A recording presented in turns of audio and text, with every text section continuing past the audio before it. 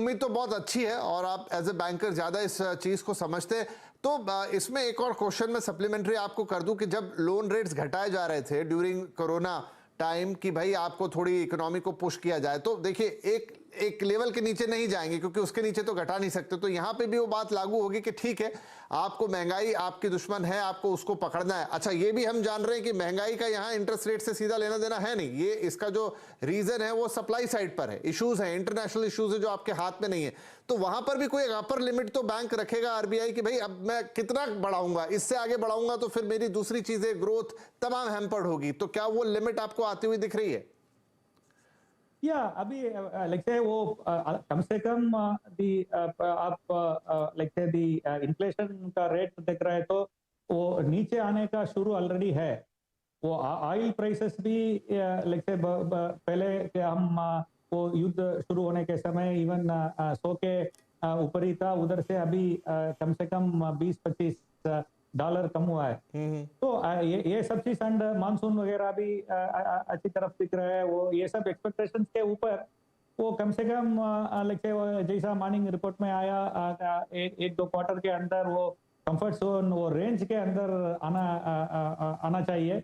वो आने के बाद वो इंक्रीजिंग इंटरेस्ट रेट आने के लिए अभी चांसेस कम दिख रहा है। उसके वजह से ही हम कर रहे हैं the at the best another 25 basis point हो सकता है। बट एक बार वो अपर बैंड ऑफ 6% के नीचे आने के बाद दी रेट उधर ही होगा, वो ऊपर नहीं होगा करके एक्सपेक्टेशंस है। चलिए, तो अच्छी बात है। आप बहुत सारे दर्शक हमारे कहेंगे कि कामाकोड़ी साहब के मुंह में घी शक्कर कि बहुत हो गया वर्स्ट टू वर्स्ट कंडीशन में, तो 25 बेसिस पॉइंट और बढ़ेगा, नहीं तो वो लिमिट आ गई है। अब इसके ऊपर एक महत्वपूर्ण सवाल और होगा, वो मैं आपसे आगे पूछूंगा कि क्या इसका रिवर्स होने का भी कोई सिनेरियो बन सकता है। लेकिन उससे पहले मुकेश जी मैं आपके पास आऊंगा। होम लोन जैसे हमने बात कर ली, लेकिन लोग बहुत सारी प्लानिंग करते हैं। अभी तो सिस्टम ही ऐसा है कि आप रिटेल लोन्स की तरफ जाते हैं, आपको कार खरीदनी है, इन दिनों तो लोग और भी दूसरी चीजों के लिए आप लोन्स ले लेते हैं।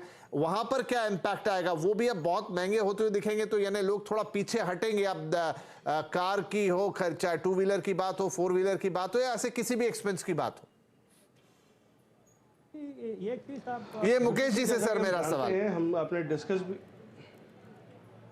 विपिन जी, जैसा कि आपने खुद बोला है, पिछले 6 महीने में 4 बारी रेपो रेट बढ़ा है और 2.25% का इजाफा हुआ है पिछले 6 महीने में। और लगभग सारे बिजनेस ओनर्स या जितने भी लोन लेने वाले अभी हैं जो प्लान कर रहे हैं, उनको ये कहीं ना कहीं आइडिया है कि जो रेपो रेट है मार्च से पहले 6.5 के करीब आएगा। जहाँ तक आपने बोला होम लोन के अलावा और किन किन सेक्टर पे इसका इम्पैक्ट पड़ेगा, बहुत बड़ा सेगमेंट है एमएसएमई का, जो कि अपने बिजनेस को ग्रो करने के लिए बैंकों से फंडिंग लेती है। जैसे वर्किंग कैपिटल लोन हो गया, लोन अगेंस्ट प्रॉपर्टी, गाड़ियों का लोन, जैसे आपने बोला है, इन सब के ऊपर इसका इम्पैक्ट होगा। और इन सब पे इनका जो रेट ऑफ इंटरेस्ट या जो ईएमआई वो अभी करंटली पे कर रहे हैं, उन सब की ईएमआईज बढ़ेंगी। पॉजिटिव ये है क्योंकि ग्लोबली अगर बहुत रिसेशन दिख रहा है, लेकिन इंडिया अगले 10 साल के लिए बहुत बड़ा अपॉर्चुनिटी मार्केट है, तो सब उसको एनकैश करना चाह रहे हैं, अपने बिजनेस को एक्सपैंड करना चाह रहे हैं। तो थोड़ा बहुत जो ये इतनी जल्दी जल्दी रेट बढ़ा है तो ज़रूर एक स्पीड ब्रेकर का काम कर रहा है। बट आने वाला समय हिंदुस्तान के लिए, जैसा सब जानते हैं, बहुत अच्छा है। और 25 पैसे का जो इंक्रीमेंट है वो तो 100% एक्सपेक्टेड है मार्च से पहले। चलिए, आप कह रहे हैं 25 पैसे यानी 25 बेसिस पॉइंट और बढ़ जाएगा, वो एक्सपेक्टेड है। तो मुकेश जी, क्या करना चाहिए लोगों को? क्या अभी उनको अपने बाइंग डिसीजन होल्ड पे डाल देना चाहिए? मैं रिटेल लोन्स की बात कर रहा हूं, उन्हें गाड़ी खरीदनी है, कुछ और कहीं से लोन से कुछ चीजें सोच रहे, आजकल तो लोग लोन लेके घूमने भी चले जाते हैं, क्या ये सब चीजें फिलहाल होल्ड पे रखनी चाहिए? सर देखो, चीज़ें समझनी पड़ेंगी कि रिक्वायरमेंट क्या है। आप अगर लग्जरी के लिए, अपने घूमने फिरने के लिए फंड पैसा उठा रहे हो बैंक से, तो ज़रूर वो थोड़ा सा अपने आप को रिस्ट्रिक्ट करेंगे। लेकिन क्योंकि जो मैं एमएसएमई को मेजरली केटर करता हूं, तो एमएसएमई की जो प्लानिंग्स हैं अगले 1 साल 2 साल 5 साल की प्लानिंग जो कर रखी है, तो वो अपने प्लानिंग को थोड़ा कंट्रोल कर पाएंगे। लेकिन जो प्लानिंग है उसको एग्जीक्यूट करना बहुत इंपॉर्टेंट होगा, बिकॉज उन्होंने उस हिसाब से आगे की प्रोजेक्शंस तैयार करी हैं, बैंकों के साथ कोलैबोरेट किया है, उनसे फंडिंग उठाई है। तो मुझे नहीं लगता वो इतना इम्पैक्ट करेगा एमएसएमई के सेगमेंट को। ठीक है, वो एक बिजनेस वाला सेगमेंट है, लेकिन यार थोड़ा सा फोकस हमारा रिटेल कंज्यूमर पे। पंकज साहब, तो अब मैं थोड़ा सा ये समझना चाहूंगा आपसे कि देखिए, अब जो स्थिति है वो तो है, ठीक है, और खास तौर पे होम लोन वालों की मैं बात करूंगा, लेकिन क्या ऑप्शंस उनके पास बचते हैं? या टेन्योर एक ऑप्शन है जो कई लोगों के लिए एग्जॉस्ट होता या उसकी लिमिट हो रही होगी एग्जॉस्ट, वो बैंक से शायद पता कर सकते हैं, वो आप बताइएगा। उसके अलावा वो और क्या कर सकते हैं? क्योंकि देखिए एक अभी जिस तरह से हम इकोनॉमिक स्थिति में हैं, चीजें स्पष्ट नहीं है, आने वाले इंक्रीमेंट्स कैसे होंगे, बहुत बढ़िया रिसेशन हमें दुनिया के दूसरे देशों में दिख रहा है, लेकिन क्या भारत उससे बिल्कुल अछूता रहेगा? क्या यहां पर बिजनेस एनवायरनमेंट पे इंपैक्ट नहीं आएगा? लोगों की सैलरी में उस तरह के इंक्रीमेंट ही होते रहेंगे क्या जो अभी तक पिछले 1-2 साल में हमने देख लिए? और बहुत सारी चीजों पर डिपेंड करेगा। क्या प्लानिंग ऐसे में करनी चाहिए लोगों को? जी विपिन जी, पहली बात तो यह है कि ईएमआई आपकी चेंज नहीं होती है मोस्ट ऑफ द केसेस में, क्योंकि टेन्योर बढ़ता है और जब तक आप रिक्वेस्ट ना करें तब तक ईएमआई नहीं बढ़ती है। लेकिन दूसरी बात यह भी है कि क्या इसका फर्क आप पर इमीडिएट पड़ेगा? तो वो इमीडिएट नहीं पड़ता है, क्योंकि जो आपका रिसेट पीरियड होता है, क्योंकि 3 मंथ्स या 6 मंथ का रिसेट पीरियड होगा, डिपेंडिंग कि आपने किस तरह से लोन लिया है।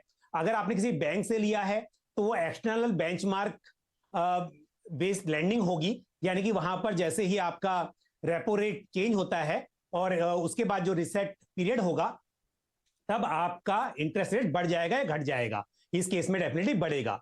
दूसरा, अगर हम बात करें हाउसिंग फाइनेंस कंपनीज की, तो वो प्राइम लैंडिंग रेट उनका पीएलआर होता है, उस बेसिस पर आपको लोन ग्रांट करते हैं। और उसके अलावा एक होता है एमसीएलआर।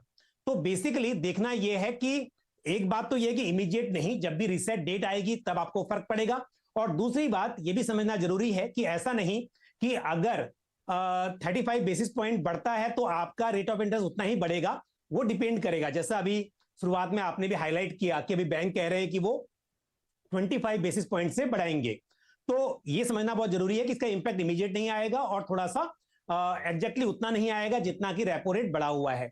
दूसरी बात, अगर पॉसिबल हो, पहली बात तो यह है कि टेन्योर क्या बढ़ सकता है, अगर वो बढ़ रहा है तो बैंक बढ़ा ही देगा ऑटोमेटिकली, लेकिन फिर भी कोशिश की जानी चाहिए कि अगर हो सके तो आप अपनी ईएमआई बढ़ा लें, ताकि आपका जो ओरिजिनल प्लान था कि जितने समय में आपका लोन रिपे होना चाहिए वो उसी समय पर पूरा हो सके।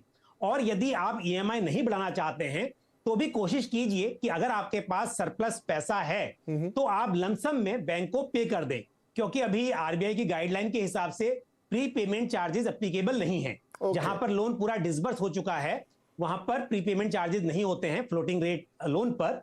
तो कोशिश कीजिए कि आप टाइम टाइम पर थोड़ा लमसम पेमेंट करते रहें, ताकि ये आपका लोन टाइम पर खत्म हो जाए। ठीक है जी, तो मुकेश जी कुछ कहना चाह रहे हैं मुकेश जी, लेकिन मुझे अभी एक ब्रेक लेना है, ब्रेक के बाद अपनी बात रख दीजिएगा। लेकिन जो पंकज जी कह रहे हो 2 इंपॉर्टेंट पॉइंट कि भाई अगर कोई एक्सेस पैसा कहीं रखा है थोड़ा रीपेमेंट कर दीजिए, उससे आपकी ईएमआई अगर कहीं बढ़ रही होगी तो उसमें हल्कापन आ जाएगा और टेन्योर भी बढ़ेगा। टेन्योर बढ़ने में आपको आज भले ही पिंच ना हो, लेकिन आप at the end of the day ज्यादा पैसे दे रहे होंगे बैंक को और वो लंबे समय तक दे रहे होंगे।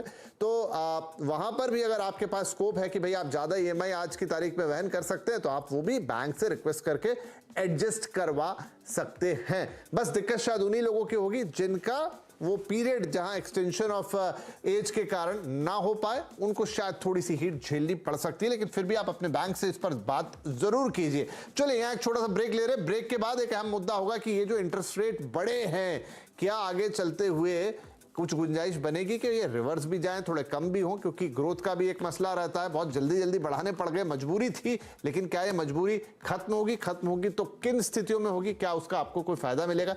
छोटा सा ब्रेक, बातचीत जारी रहेगी।